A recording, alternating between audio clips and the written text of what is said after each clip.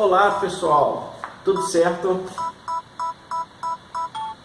Olá pessoal, tudo certo? Estamos aqui hoje para falar de um sistema muito interessante, o sistema nervoso. É ele quem controla o nosso organismo.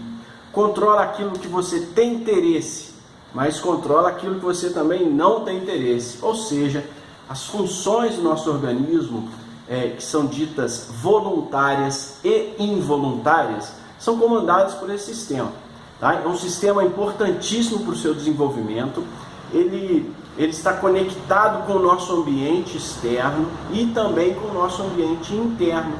Ou seja, todas as alterações que acontecem no nosso organismo para mantê-lo vivo são transmitidas até o nosso sistema nervoso e são processadas ali.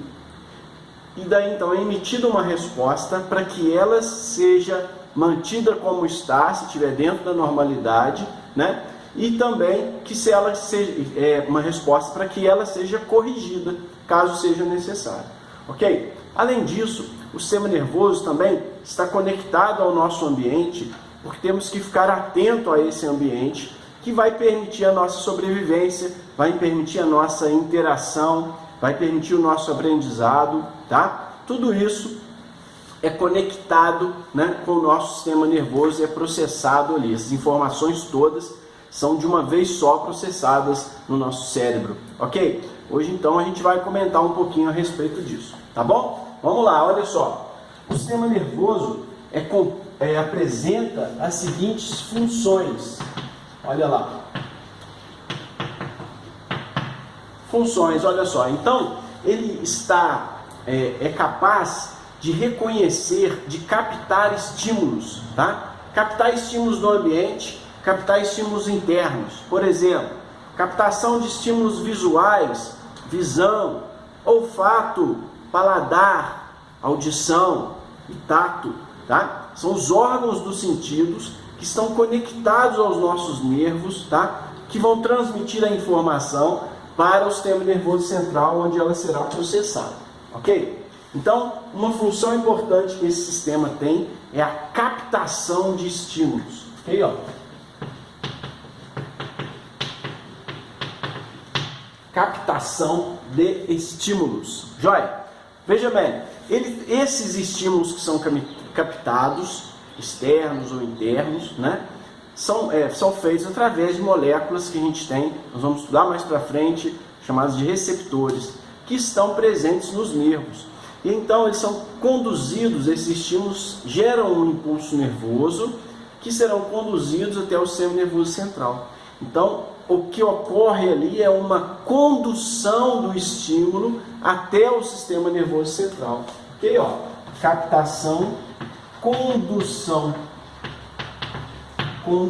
do estímulo até o sistema nervoso central, onde esse estímulo vai ser processado, ele vai ser analisado. Olha lá, análise do estímulo, processamento da informação que chegou até ali. Agora, essa informação que foi processada vai ser criada uma resposta a ela, tá? Uma resposta para manter o funcionamento normal ou uma resposta para corrigir algum erro, tá? Que foi descoberto nesse processamento. Ok? Então é emitida uma resposta para um estímulo que chegou até lá o sistema nervoso, tá? Então, ó, emissão de uma resposta. Emissão de uma resposta até os órgãos efetores, que vai proporcionar então uma mudança no ambiente ou a manutenção, né, desse bem-estar natural, dessa homeostasia que é chamada. Ok? Veja só, aqui a gente tem funções gerais, então, do sistema nervoso. Okay? Essas funções, elas são desempenhadas por células interessantíssimas, especializadas em conduzir o impulso rapidamente, tá? E elas fazem isso porque elas são muito ramificadas. Elas conduzem essa informação de maneira bem rápida e até mesmo para várias células ao mesmo tempo. Essas ramificações têm justamente esse objetivo de aumentar a área da célula e ela conversar, entre aspas, né, obviamente, com muitas outras células, ok? Essas células são chamadas de neurônios.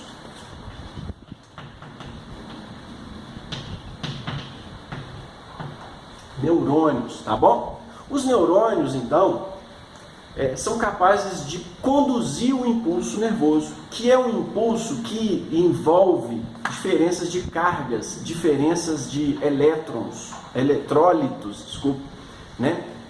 Que estão presentes no nosso corpo pela ingestão de nutrientes como sais minerais. Então, sódio, potássio, cálcio, cloreto, todos esses eletrólitos que são encontrados nos sais minerais, eles são utilizados pelo nosso organismo para células desempenharem funções importantes. E uma dessas utilizações é justamente para fazer o neurônio funcionar, tá? Ele precisa desses eletrólitos para poder funcionar normalmente.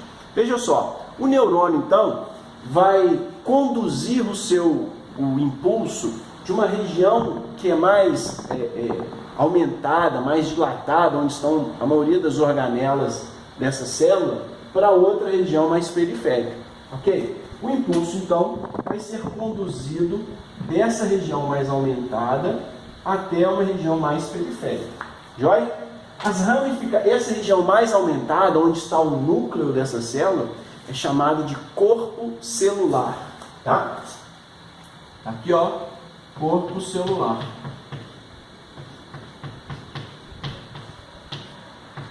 Essa região aumentada, certinho? Perceba que ela é cheia de ramificações. Essas ramificações são denominadas dendritos.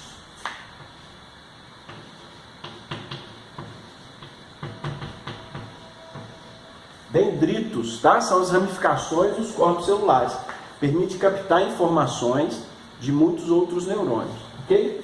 Esses dendritos conduzem o impulso, né, pelo corpo celular e passa por esse, como se fosse um dendrito maior, tá, ó, representado aqui, que é chamado axônio.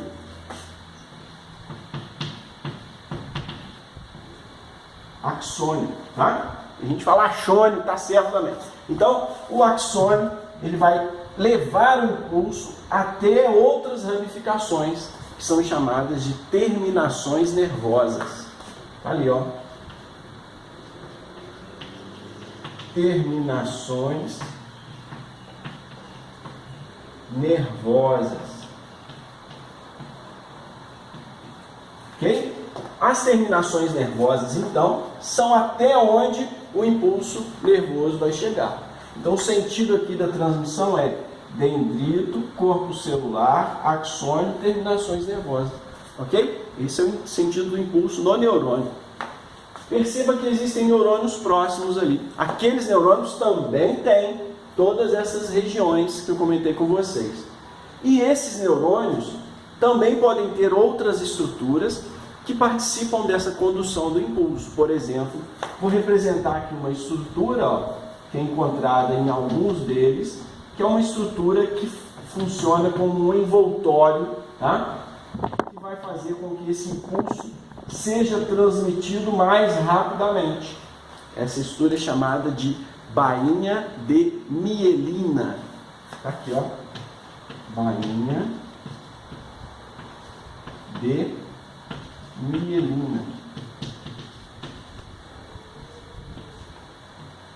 Ok? Então a função que essa bainha de mielina tem é acelerar a condução do impulso nervoso.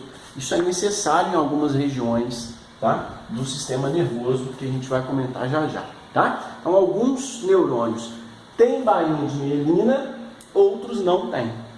Então os que têm são chamados de mielinizados, os que têm são chamados de mielinizados, e aqueles que não têm são chamados de amielinizados. Ok? Bom, como o neurônio tem ramificações, essas ramificações vão receber o impulso e esse impulso tem que passar para o outro neurônio, né? Para ele ser conduzido até chegar no sistema nervoso central, a informação passar para vários neurônios e voltar até o órgão efetor. Só que o interessante é que os neurônios não estão encostados uns nos outros, eles estão separados. Então o impulso tem que passar de um para o outro, só que existe um espaço entre eles. Tá? Então veja bem, os neurônios vão ter que liberar moléculas para que sejam captadas por outro neurônio e o impulso continua. Essas moléculas que eles são liberados, que eles liberam, isso fazem, olha só, essas moléculas são liberadas aqui, pelas terminações nervosas. E aí, o dendrito do neurônio que estiver próximo, olha lá, vai se ligar a essas moléculas e o impulso, então, vai ser propagado para o próximo neurônio. Ok? Tais moléculas são chamadas de neurotransmissores. Ok? Neurotransmissores, vou abreviar aqui, NT. Neurotransmissores são as moléculas que vão permitir com que o impulso passe de um neurônio para o outro. Vou dar 2 exemplos de neurotransmissores, talvez você já escutou falar. Noradrenalina, acetilcolina, existem muitos outros. Tem a serotonina, tem a histamina, tem a dopamina, cada um tem funções específicas, ações específicas que vão causar nos neurônios aos quais se ligam, certo? Joia? Então a gente tem aqui uma visão geral de como os neurônios funcionam, tá? Essa interação entre os neurônios acontece em todo o sistema nervoso. Então veja bem, o sistema nervoso ele é formado por 2 regiões de maneira geral, tá? Vou colocar aqui para vocês, olha só. Existe uma parte do sistema nervoso que está representada aqui, que é chamada de sistema nervoso central, ok? Então, apagando essa parte. Vou colocar aqui de novo a bainha de melina. Tá? Então, em termos de funcionamento,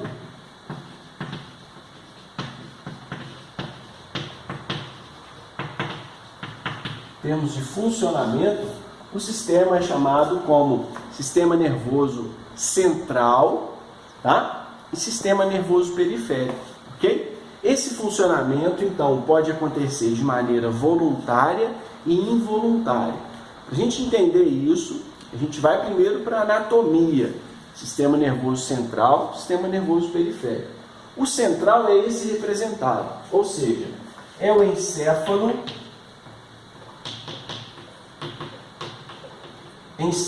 que é essa região toda aqui, tá? O encéfalo, que é toda essa região, e essa outra parte, que é a medula espinhal. Aqui, a representação da medula espinhal. Medula espinhal, ok? Então, encéfalo, medula espinhal. O encéfalo tem o cérebro, tem o cerebelo e tem o tronco encefálico. Cérebro, cerebelo, tronco encefálico. Algumas funções específicas são coordenadas por essas diferentes regiões, tá? No seu livro tem. Depois você procura lá com mais detalhes, ok? Olha só, a medula espinhal também faz parte do sistema nervoso central, tá? Sistema nervoso central, então, encéfalo e medula espinhal. O encéfalo é formado por cérebro, cerebelo e tronco encefálico. Tronco encefálico. A medula espinhal é a medula espinhal mesmo, representada aqui. E ela fica por dentro da coluna vertebral, que a gente estudou em outra aula, tá? A coluna vertebral, então, é um conjunto de vértebras, por dentro dela passa essa medula espinhal, tá? E o crânio protege o encéfalo, tá? Entre o crânio e o encéfalo existe uma camada, né? Na verdade, existe 3 camadas, 3 tecidos de revestimento. Olha, é um tecido de revestimento que envolve todo o sistema nervoso central. Tá? Esse tecido de revestimento é chamado de meninge. São as meninges. São as meninges, ok? São 3 meninges. Pia mater, aracnoide, dura mater, são os nomes dela. Ok? Em outra aula a gente detalha isso para vocês. Então as meninges estão aqui, o sistema nervoso central está aqui. Existe ainda o sistema nervoso periférico. Tá? O sistema nervoso periférico é formado por nervos. Então veja bem o que acontece. Existem nervos que saem do crânio, que saem do encéfalo. Nervos cranianos. E existem nervos que saem da medula. Nervos medulares ou nervos raquidianos. Saem da medula, olha só. São nervos. Então, sistema nervoso central, encéfalo e medula espinhal. Sistema nervoso periférico, nervos. E aí? Alguns nervos conduzem o impulso para o sistema nervoso central. São nervos sensitivos. Vamos começar a escrever sobre isso. Deixa o neurônio, dá tchau para o neurônio aí. Até mais, neurônio. Obrigado pela sua contribuição. Volte sempre. Estamos esperando você aqui até o próximo encontro. Vamos lá. Agora os nervos, Alguns nervos vão conduzir o impulso até o sistema nervoso central. São chamados de nervos sensitivos. Nervos sensitivos. Então o impulso vai passando até o sistema nervoso central, onde vai ser processado. E existem também os nervos que vão emitir as respostas. São chamados de nervos motores. Eles vêm do sistema nervoso central até a periferia. Nervos motores. Tá bom? Sensitivos levam o impulso até o sistema nervoso central. Nervos motores levam o impulso do sistema nervoso central até a periferia. Aqui é a representação de um nervo motor. O impulso vem no sentido oposto do sensitivo. Tá bom? Sistema nervoso periférico formado por nervos. Tá? Esses nervos e o próprio sistema nervoso central pode ter um funcionamento voluntário e um funcionamento involuntário. Ok? Daí então, os nervos que executam movimentos voluntários são chamados de nervos somáticos. Tá? Nervos somáticos. Esses aqui podem ser voluntários e podem ser involuntários.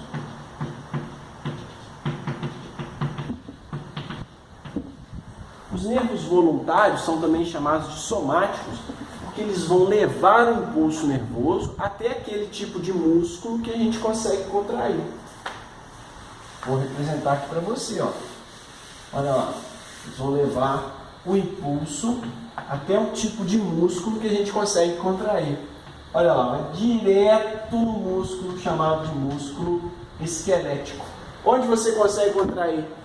É inervado por motores, nervos motores voluntários, nervos motores chamados de somáticos. Somático, tá? Agora, existem nervos que vão chegar até os órgãos cujo controlamento é involuntário. A gente não consegue mudar o funcionamento dele por causa da nossa vontade. É involuntário, né? Então, esses nervos, por exemplo, podem chegar até o músculo cardíaco, por exemplo, né? Podem chegar, por exemplo, até as glândulas, chegam, por exemplo, até a musculatura lisa, que é uma musculatura que está ao redor dos vasos sanguíneos, por exemplo. Tá? Então existem órgãos que são controlados por inervação somática, que é voluntária, E tem órgãos que são controlados por uma inervação involuntária chamada de autônoma. Tá? Autônoma. Autônoma. Essas inervações autônomas podem funcionar, por exemplo, para gastar energia, mas podem funcionar para armazenar energia, para acumular energia, para preservar energia. No primeiro caso, quando prepara o organismo para situações de estresse, quando prepara o organismo para situações de luta ou fuga, a gente tem um sistema nervoso autônomo que é chamado de simpático. Tá? Simpático. Prepara o organismo para situações de luta ou fuga. Tá? O sistema nervoso que economiza energia, tá? Que preserva energia, que faz voltar ao normal depois de uma ativação simpática, é chamado sistema nervoso autônomo parasimpático. Ok? Então, ó, por exemplo, vou fazer uma inervação parasimpática aqui, que chega até lá no músculo cardíaco, que chega nas glândulas, que chega também na musculatura lisa, tá? Ó, essa inervação chega até lá na musculatura lisa e chega também nas glândulas, ok? Vamos representar aqui, por exemplo, ó, chega nas glândulas, tá? Então, ó, parasimpático.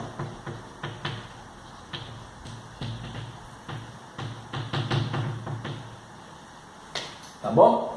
Então, o sistema nervoso pode funcionar de maneira voluntária, e aí o termo utilizado são nervos somáticos, ou de maneira involuntária, ou seja, de maneira autônoma.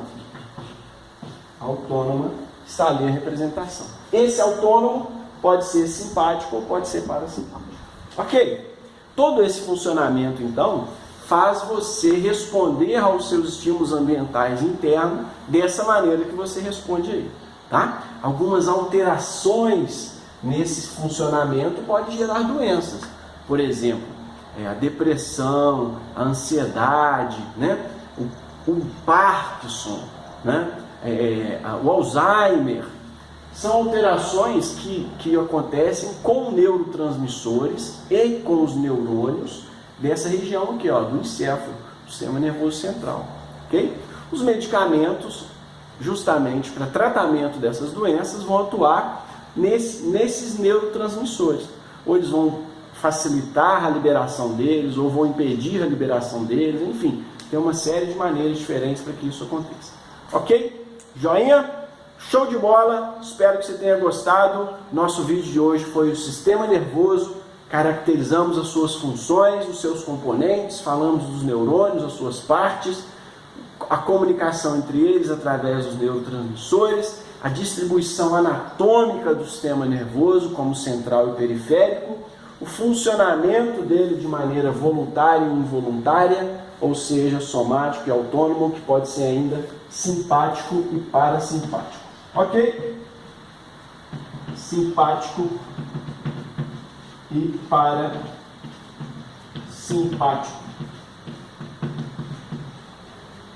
Joia? Obrigadíssimo. Muito obrigado pela sua atenção. Te aguardo no próximo vídeo. Está esquentando o nosso canal. Vamos lá. Tchau, tchau.